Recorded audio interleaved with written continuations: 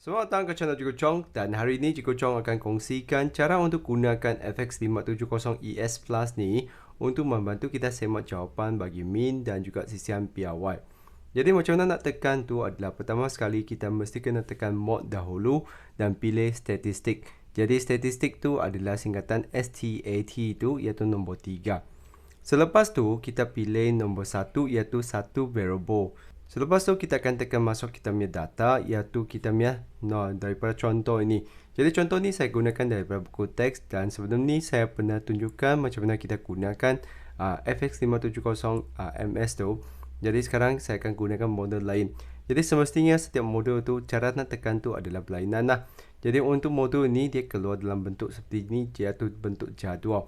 Jadi kita tekan masuk 5, tekan sama dengan, lepas tu 7, tekan sama dengan, 8, sama dengan, 8, sama dengan, 10, sama dengan, 13, sama dengan, 15, sama dengan, 16, sama dengan, 16, lepas tu 20. Jadi di sini jelas sekali kita boleh nampak kita punya data tu ada 10 data dan akhir sekali itu adalah 20. Jadi selepas tu kita akan tekan AC dan kita akan carikan fungsi stat ni iaitu nombor 1. Jadi di atas nombor 1 tu ini adalah fungsi warna kuning. Jadi seperti biasa kalau kita nak gunakan warna kuning tu kita mesti kena tekan shift, tekan 1. Dan sekarang ni kita ada lebih banyak pilihan berbanding dengan 570 MS tu. Jadi di sini apa yang kita nak tekan tu adalah nombor 4 iaitu VAR tu.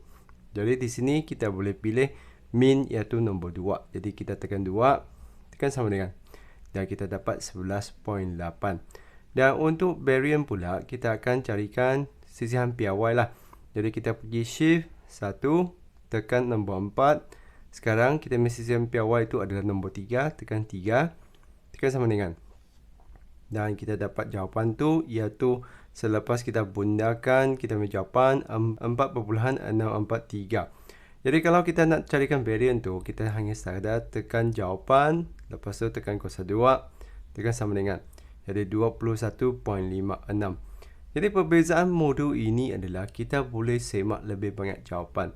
Contohnya kalau kita nak dapatkan sigma X tu, kita juga boleh gunakan modul ini untuk semak. Jadi kita pergi shift 1, dan kalau kita nak carikan sigma X iaitu jumlah untuk nilai atas ni, kita boleh tekan nombor 3 dan anda nampak ni ada sigma X dan sigma X kuasa 2. Jadi ni adalah sangat berguna kalau kita nak gunakan rumus tu, iaitu semasa kita kira tu, kalaulah soalan tu minta kita tunjukkan secara penuh, iaitu kalau kita nak tunjukkan berapakah jumlah bagi data ini, kita boleh tekan 2 dan tekan sama dengan jumlah ni sebenarnya adalah 118.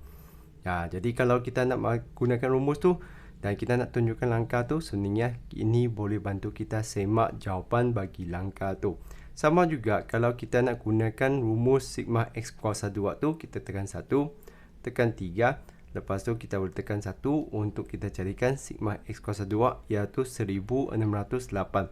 Di sini untuk contoh buku teks ni dia tidak tunjukkan lah. Kadang-kadang ada latihan yang kita nak buat tu ada tunjukkan langkah ni. Maka kita boleh gunakan kalkulator ni untuk semak bahagian tu lah. Jadi begitulah macam mana kita gunakan kalkulator ni untuk semak jawapan bagi set data. Jadi untuk contoh yang satu lagi itu melibatkan jadual kegerapan. Jadi seperti biasa saya akan juga tunjukkan macam mana kita gunakan modul kalkulator ni apabila kita melibatkan kegerapan. Jadi seperti biasa kita mesti kena pergi ke mod dan pastikan anda tekan 3. Dan tekan 1 untuk kita keluarkan macam ni. Selepas tu kita juga kena masukkan kita punya kegerapan. Jadi kita mesti kena pergi shift, setup. Selepas tu kita kena carikan statistik. Jadi kita pergi ke bawah, nampak 4. Okay, kita kena onkan frekuensi. Jadi tekan 1.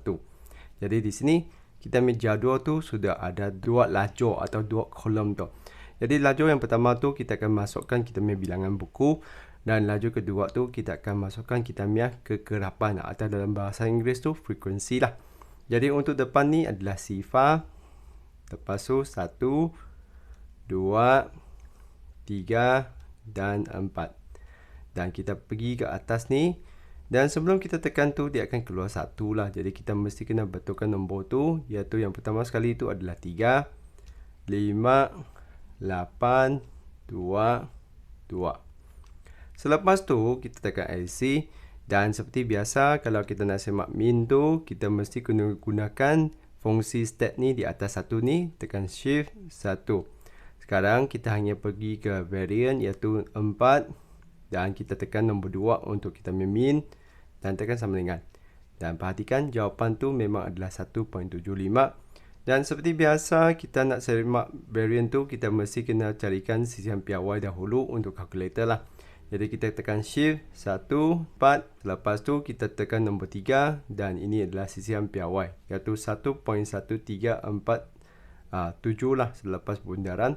Dan kita hanya sekadar tekan jawapan, tekan kuasa 2 untuk semak kita punya variant iaitu 1.2875. Jadi begitulah caranya macam mana kita tekan kalkulator modul ini apabila melibatkan jadual kegerapan. Jadi kalau kita nak semakkan untuk simak X atau simak X kuasa 2, kita hanya sekadar tekan shift 1 dan tekan nombor 3 iaitu kita ada simak X kuasa 2 dan simak X2.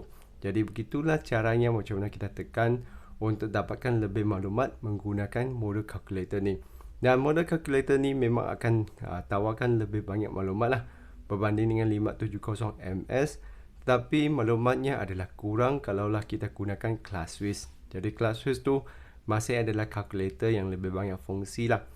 Jadi kalaulah anda berminat untuk membeli ClassWiz atau 570 MS tu, anda boleh gunakan link Shopee yang saya kongsikan dalam bahagian pengenalan. Jadi begitu saja untuk perkongsian kali ini.